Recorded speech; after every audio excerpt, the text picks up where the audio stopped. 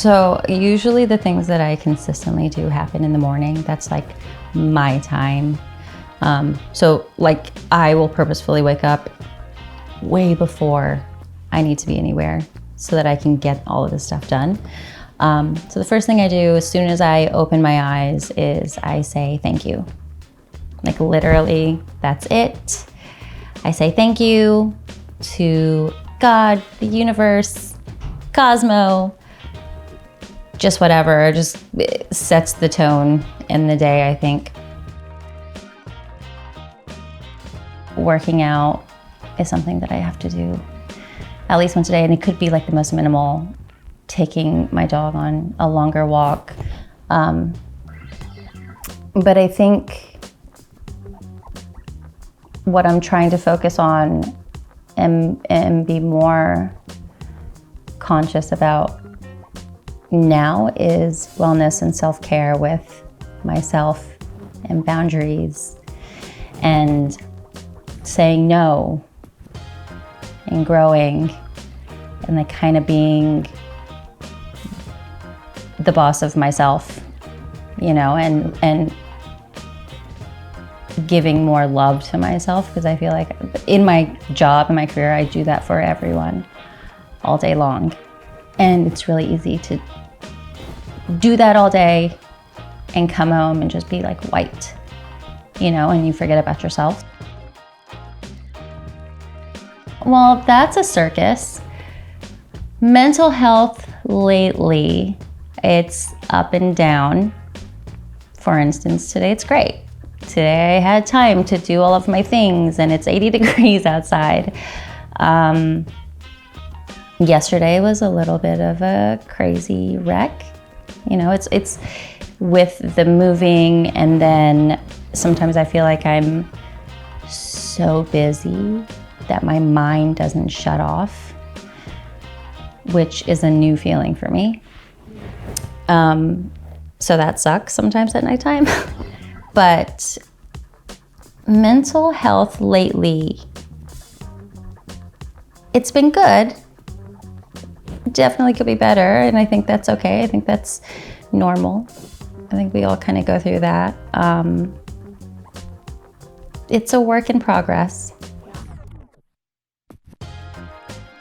Well, let's work backwards. So right now, it looks like me being everything that I am and not trying to put myself in any box or to compartmentalize any part of my personality or my passions. Before, it was a struggle. It was moving from the dance world, which I'd been in since I was little. I mean, I started in ballet in Korea and doing that. And then when I moved to America, I started just touring with different artists. And so for the majority of my life, that's what I was, and was perfectly content and happy there, until I wasn't. You know, so what I was saying earlier is that I have like all of these different worlds that kind of, at this point now, I'm trying to combine. Because first there was the dance world, now there's and then I moved to the skin world, Pilates world. So for a while, when I transitioned, when I switched careers, it was hard to talk about doing skin. Like I didn't put it out there on any social media. I didn't really tell anyone. It's really interesting, actually. It was like I was keeping it a secret because I thought people would judge me. But I'm not sure why. I guess maybe because I felt like they would think, oh, you couldn't make it or you didn't make it. But I have danced with the biggest artists, toured for 10 years. Like I was at the level where dancers were looking up to me like, oh, you fucking made it. But in my head, it was like this, I'm gonna say it was perfectionism. Rejection now, I can honestly say I don't care. I'm just like, you don't want me, you don't like me. When I was dancing and obviously like in entertainment, that was a little bit harder.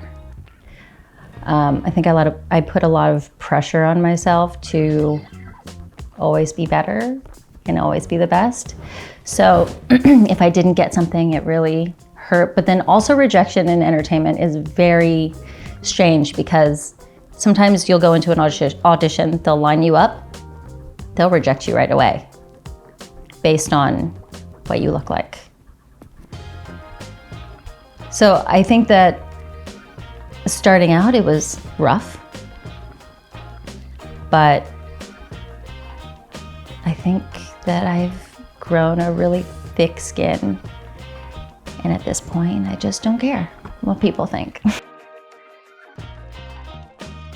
Intimacy and mental health, I mean, it's super important. Friendships, first of all, are very important. I think I like to surround myself with people who are go-getters and have their own goals and ambitions. And we can like bounce ideas off each other. Like I like to have those conversations with friends that feed my mental health and not drain me. With intimate relationships also, I've gotten to a point now in life where if it doesn't feel right immediately, goodbye. You know, because I have way too much going on for anyone to come in and disrupt any aspect of my mental health.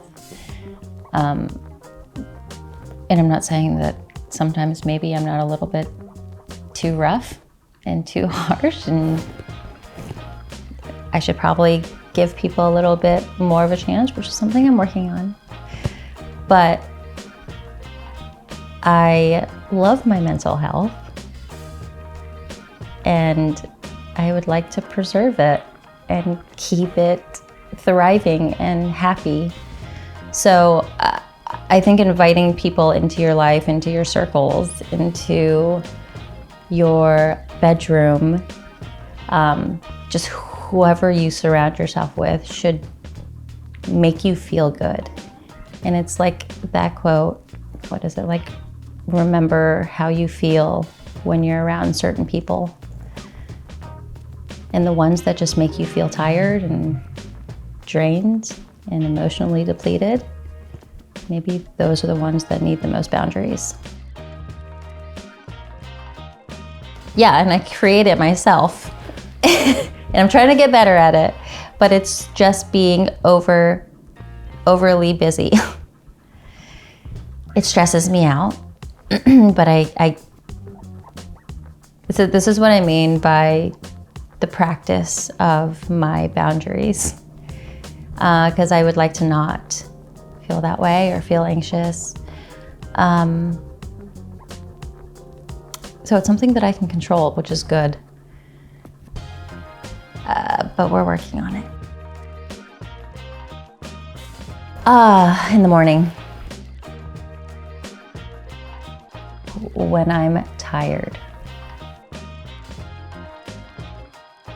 The sun. I feel like I just feel chill. Always.